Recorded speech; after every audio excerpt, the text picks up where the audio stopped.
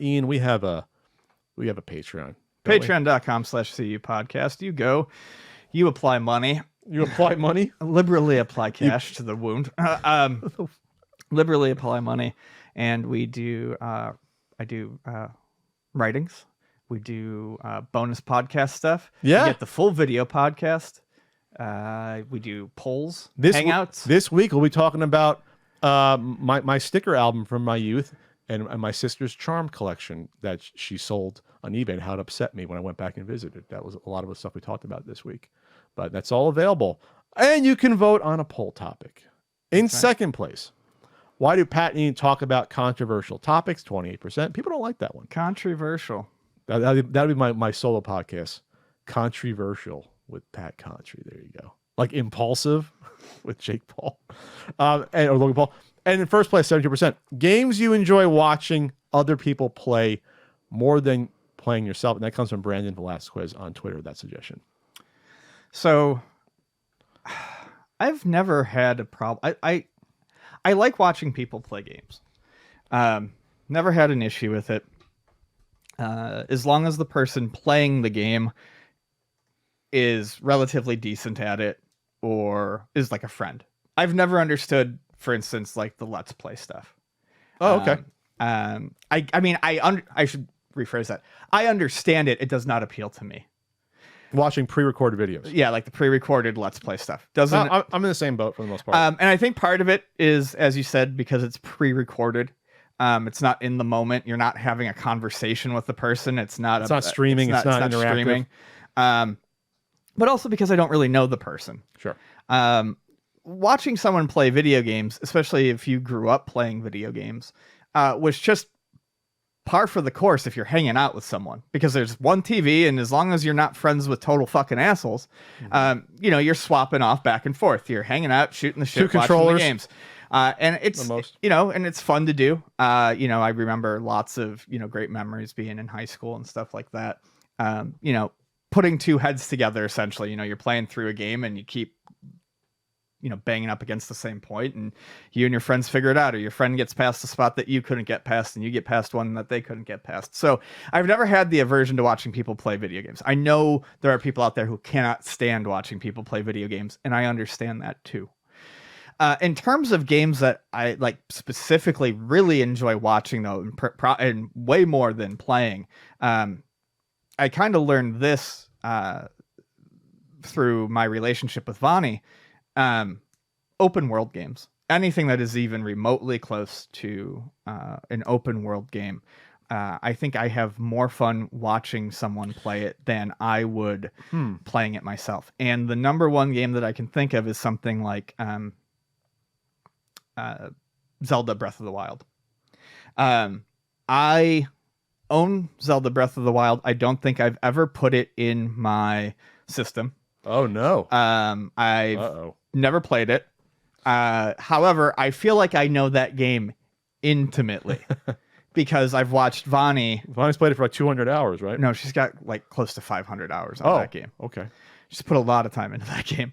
And I wasn't around for all of it, but like I remember her taking on certain beasts. I remember her I remember when she finished the Master Trials. I remember sitting up with her till 5 a.m. as she tried to get through the Master Trials. And I enjoy it. And I think the reason I enjoy it is because my problem with open world games is that I get in there, I get too many options. The world feels a mile wide, but only maybe a foot deep. And I cannot focus. It's just part of my... Too many options. What do I do first? Where do I go? Yeah, part of my, my mental health, my ADD, it's really difficult for me to just focus. And I get into this rut in those games where I log in, I get stressed out because I can't settle on any one thing to do, and I just shut them off and I go play something linear, or I go play a shooter. When I watch someone else play them, especially someone that I, like a friend or a loved one like Vani, someone that I care about, suddenly it's fun. They make all those decisions. I get to see the game world. They explain stuff to me. They don't. It's not like I ask a question every 5 minutes, but Vani will explain to me what's going on and what these people are, and I get to experience it without all the fucking headache that I normally have when it comes to playing an open world game. It's like watching a nature show almost, right? Yeah. Yeah, it is. And then the other stuff is I'm not particularly great at like fighting games. I like them, but fighting games are the other one that I feel like I enjoy watching More than playing. more. Maybe not even more than playing, but I can definitely always watch people play fighting games, especially if they're playing at a high level. It depends on the fighter. I always really enjoyed even though I know people don't necessarily love it as an entry. I like watching Street Fighter V because even though there's special stuff in there, it plays out more like a street fight. I enjoy some of the crazy anime fighting games too, but unless you have some sort of knowledge of those games, a lot of times it can just look too fast and flashy. But I enjoy watching fighting games. I like, you can follow them more than you can something that's a little bit more abstract, like LOL or Heroes of the Storm or whatever the hell that one. Oh, I can't was. even. I don't know what's happening when I watch those. Right. All right, I'll start with the fighting games things. I enjoy playing fighting games. Most of the time, I'm pretty good at them. The one that I never wrap my head around or really get into is like the Marvel vs. Capcom stuff, because to me it's too much going on when I'm playing it. I don't enjoy that, but I do like watching the flashy 85 hit combos that people do and things like that, where it's like the screen's blowing up like a 4th of July fireworks. So that's one that I definitely like watching more than playing myself, just because I just never got into it. Other fighting games, yeah, I do like watching, some Street Fighter stuff, like the Evo stuff gets exciting. It gets. I don't know if I like that more than playing it myself though, because I always enjoyed Street Fighter, but maybe that's closer to around equal when it comes to that. After that, it doesn't get tough, but I guess you know what? I used to like watching my cousins or my friend play like Final Fantasy like 7.